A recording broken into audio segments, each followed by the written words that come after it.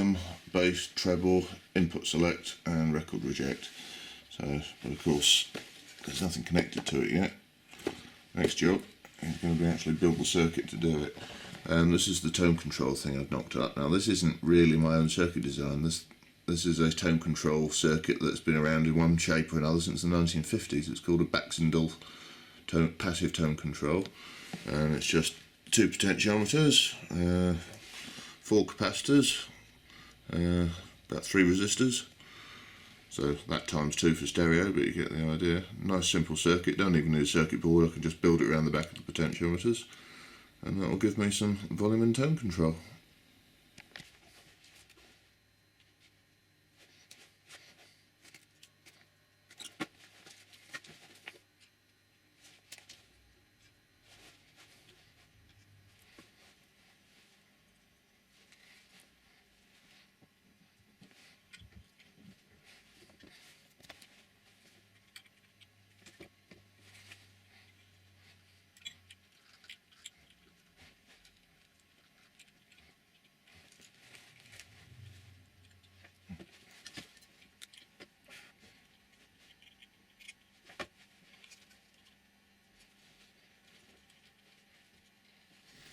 Right, well that's finished wiring it all up.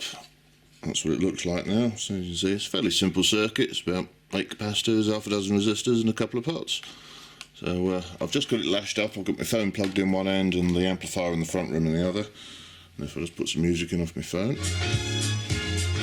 So we have a volume control, bass and treble,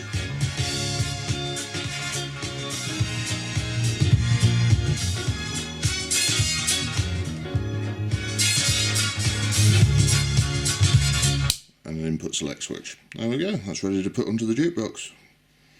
Right then, before we go any further with this project, it turns out I need to make a few alterations to the amplifier. Now this is a rough block diagram of how the Rock-Ola amp works. You've got the input side here, that's coming from the turntable pickup at that point. From there it goes into the preamp stage, which is just to boost the magnetic cartridge up to sort of normal audio levels. From there it goes to the automatic volume control, which is like a sort of limiter that keeps the volume roughly the same.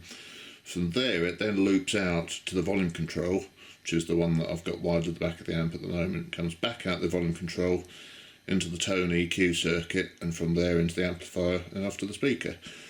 Now because I need to add my little Bluetooth bit and I need to switch between the turntable and the Bluetooth, I was planning on hooking up via this volume control, so it loops out of the amplifier to the Bluetooth or back to that and then back into the system.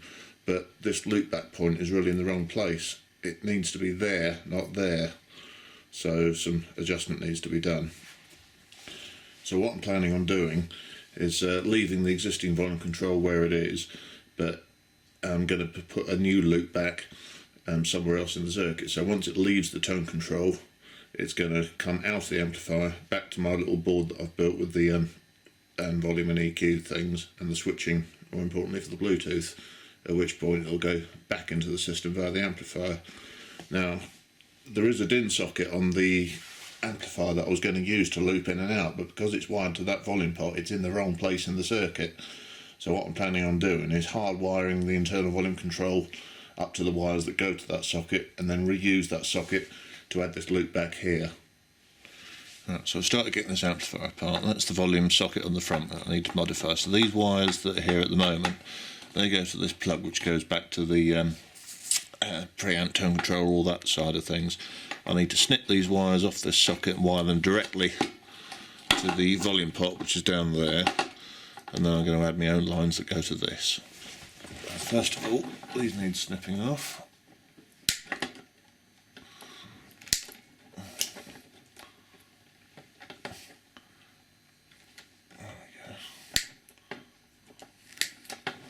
There we go, that's cleared that. Now before you say, do you know where those wires go? Fortunately, I did actually write it down last time I was working on this as to what wire does what.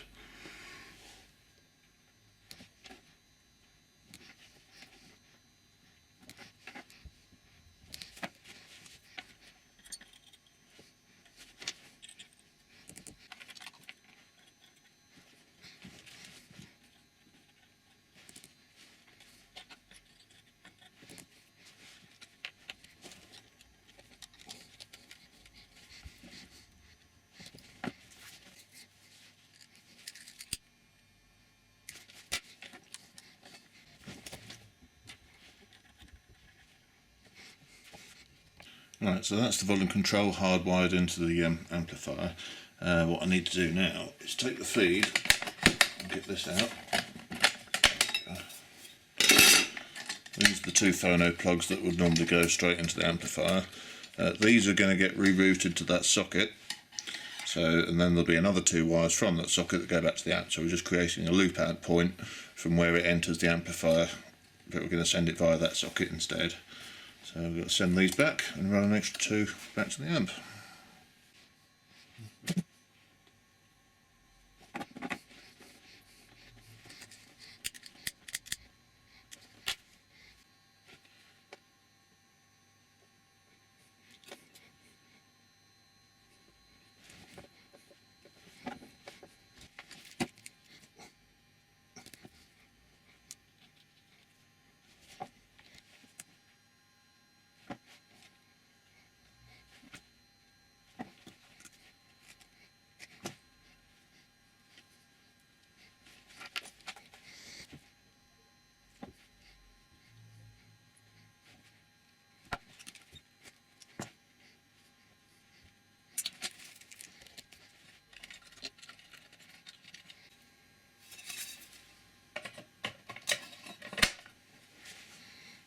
That's the amplifier put back together, and I've made this cable up ready, which has got the 5-pin DIN plug on the end and the wire ready to go back to the EQ control board. It's a 4-core screen cable to run left-right audio in and out of the amplifier, and this extra wire is the reject cable. Just short that to ground to reject a record. Let's get it back in the Duke.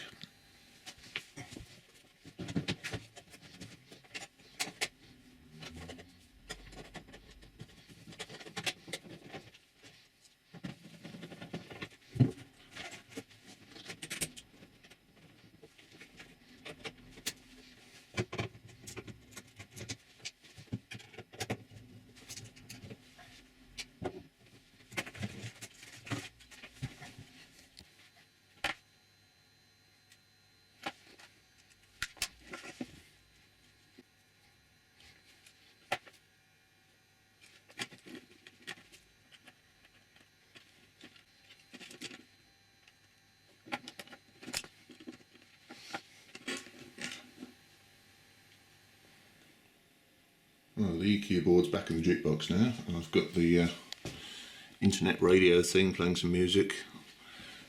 Some things you might not have seen. I've added some LED tape to the underside of that switch gear just to make it light up nicely. You can see all the lights are doing the thing.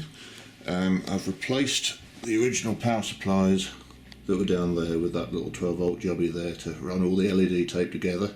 I think that's helped reduce the noise. I was having some trouble with this thing before, with it making a horrible sort of grounding humming noise, but since I've put this in and done it all properly with the wiring, if we turn that up, there we go, we have noise.